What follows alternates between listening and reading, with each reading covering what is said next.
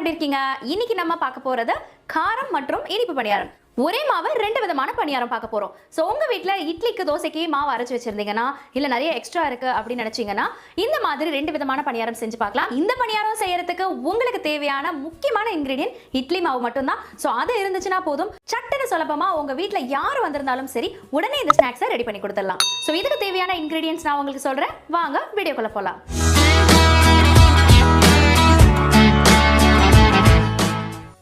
பணியாரத்துக்கு தேவையான இன்கிரிடியன்ட்ஸ் என்னன்றதை நான் சொல்லிடுறேன். ஒரு கப்பு நிறைய தோசை மாவு. ஸோ இது புதுசாக நீங்கள் அரைச்சிருந்தாலும் சரி இல்லை பழைய மாவாக இருந்தாலும் சரி எதுவாக இருந்தாலும் நல்லா இருக்கும். தாளிக்கிறதுக்கு கடுகு 1 டீஸ்பூன், உளுத்தம்பருப்பு 1 டீஸ்பூன், ஒரு வெங்காயம், இஞ்சி பூண்டு பேஸ்ட் 1 டீஸ்பூன், ஒரு பச்சை மிளகாய், பெருங்காயத்தூள் 1 பிஞ்ச், 2 கொத்து கருவேப்பிலை, உப்பு 1 டீஸ்பூன், ஒரு 1/4 கப் அளவுக்கு கொத்தமல்லி. இப்போ இந்த கார பணியாரம் எப்படி செய்யறதுங்கிறத பார்க்கலாம். முதல்ல நம்ம வெங்காயம் வெட்டிக்கலாம். நல்லா பொடியா நறுக்கிக்கோங்க. வெங்காயத்தோட சைஸ் வந்து கொஞ்சம் மெலிசா இருந்துச்சுன்னா வெளியில அது தெரியாம இருக்கும்.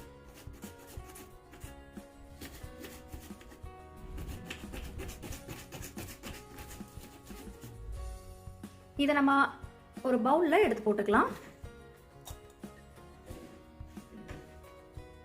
இப்ப அடுத்ததா பச்சை மிளகாயும் சின்ன சின்னதா துண்டா வெட்டிக்கலாம்.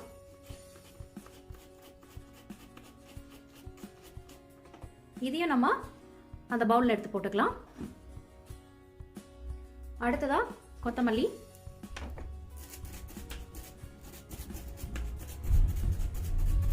கருவேப்பிலை, இதையும் முடிஞ்ச வரைக்கும் நீங்க கட் பண்ண முடிஞ்சா கட் பண்ணி குட்டி குட்டியா வச்சுக்கோங்க. ஏன்னா நம்ம இது எல்லாத்தையுமே அந்த பேட்டரோட சேர்க்க போறோம். ஓகே, ஸோ இப்போ இதை வெங்காயம் பச்சை மிளகாயோட ஒரு பவுல்ல போட்டுருந்தோம் இல்லையா, அது கூட போட்டுடலாம். இந்த பவுல்ல இப்ப நம்ம எடுத்து வச்சிருந்த உப்பு, இஞ்சி பூண்டு பேஸ்ட், பெருங்காய பொடி, கடைசியா நம்மளோட மாவு, இது எல்லாத்தையுமே போட்டு நம்ம மிக்ஸ் பண்ணிக்கலாம்.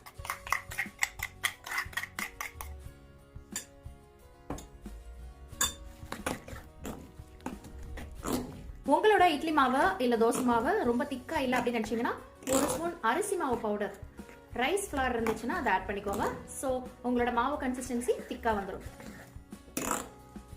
பேட்டர் நல்லா திக்கா வந்துருக்கு.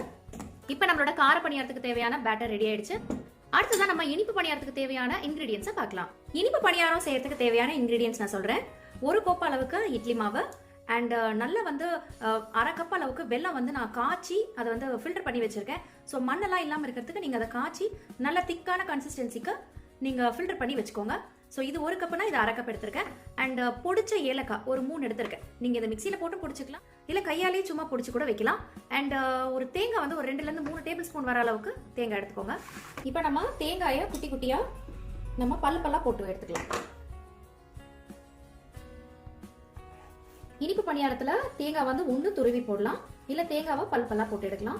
ஸோ எப்படி போட்டாலுமே வந்து அந்த தேங்காயோட டேஸ்ட்டுக்கு ரொம்ப நல்லா இருக்கும்.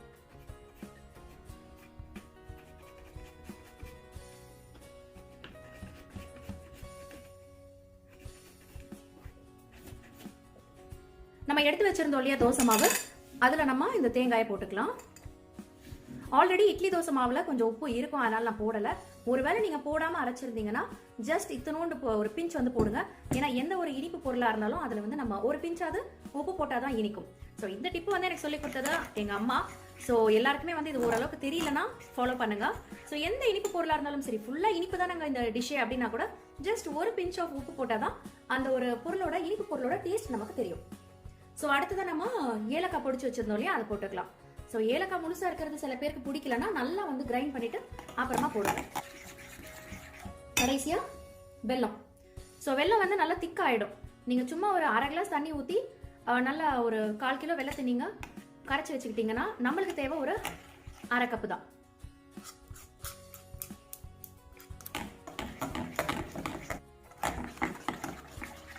ஓகே, நம்மளோட இனிப்பு பணியாரத்துக்கான பேட்டர் ரெடி. இப்போ நம்ம இது ரெண்டுத்தையுமே ஊத்திடலாம். முதல்ல ஸ்டவ் ஆன் பண்ணிக்கலாம். ஒரு சின்ன தாளிக்கும் சட்டி வச்சு நீங்கள் கடுகும் உளுத்தம் பருப்பு நம்ம எடுத்துருந்தோம் இல்லையா, அது ஒரு டீஸ்பூன் இல்லை ஒரு 2 டீஸ்பூன் எண்ணெய் விட்டு நீங்கள் அதை தாளித்து எடுத்து நம்மளோட காரக்குழி பணியாரம் மாவு ரெடி பண்ணியிருந்தோம் இல்லையா அதுக்குள்ளே ஊற்றிடுங்க. நான் ஒரு 2 டீஸ்பூன் ஊற்றுறேன். எண்ணெய் நல்லா சூடாயிடுச்சு. இப்போ நம்ம கடுகு போட்டுக்கலாம். கடுகு நல்லா தாளித்து வந்தோடனே உளுத்தம்பருப்பும் போட்டுக்கலாம்.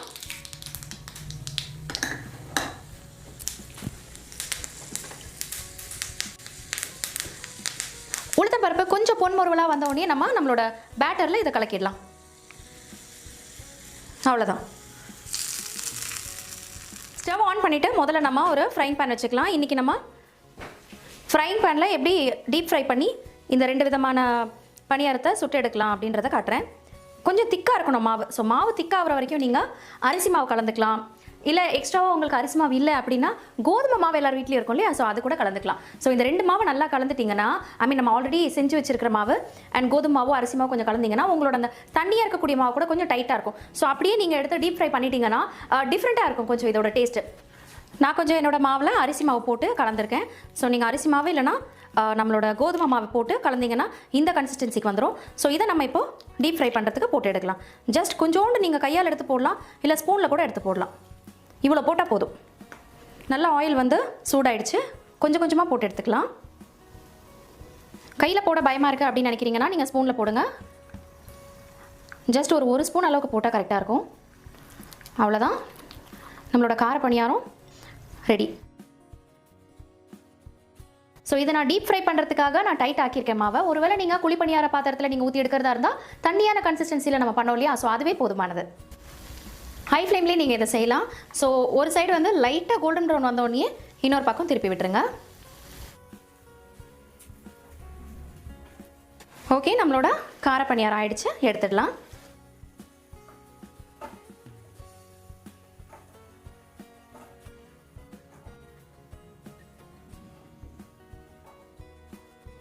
நம்மளோட கார பணியாரம் ரெடி ஆயிடுச்சு. அடுத்ததான் நம்மளோட ஸ்வீட் பணியாரம், அதாவது இனிப்பு பணியாரம் போட்டு எடுத்துடலாம். இப்போ வந்து ஸ்டவ் ரொம்ப ஹீட்டாக இருக்கு இல்லையா, ஸோ இவ்வளோ நேரம் குக் ஆனதுனால ஸோ அதனால் இப்போ நம்ம சிம்மில் வச்சுட்டு அடுத்ததான் நம்மளோட கன்சிஸ்டன்சி செக் பண்ணலாம்.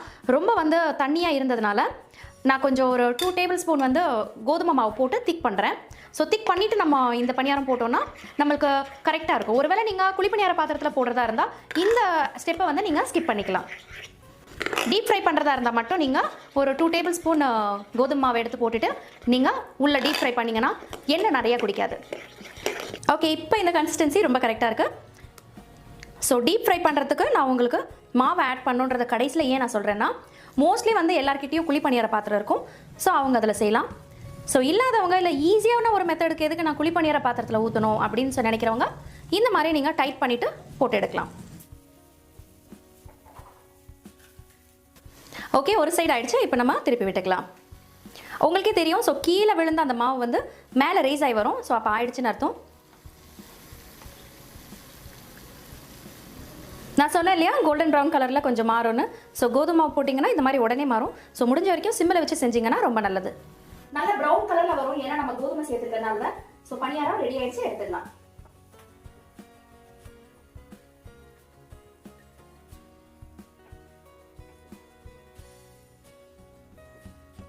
நம்மளோட பணியாரம் எவ்வளோ சாஃப்டாக இருக்குன்னு நான் காட்டுறேன் பாருங்கள். ஸோ இந்த அளவுக்கு சாஃப்டாக இருக்குது நம்ம பணியாரம். ஸோ உள்ளே பார்க்க தான் நம்மளுக்கு அந்த ஒரு சாஃப்ட்னஸ் தெரியுது. ஸோ வெளியில் நம்ம கோதுமை மாவு போட்டதுனால ப்ரௌன் கலரில் ஆயிருக்கு. ஸோ இது எவ்வளோ கிறிஸ்பியாக இருக்குது பாருங்கள். இது எப்படி வந்திருக்குதுன்றதை நம்ம சாப்பிட்டு பார்க்கலாம்.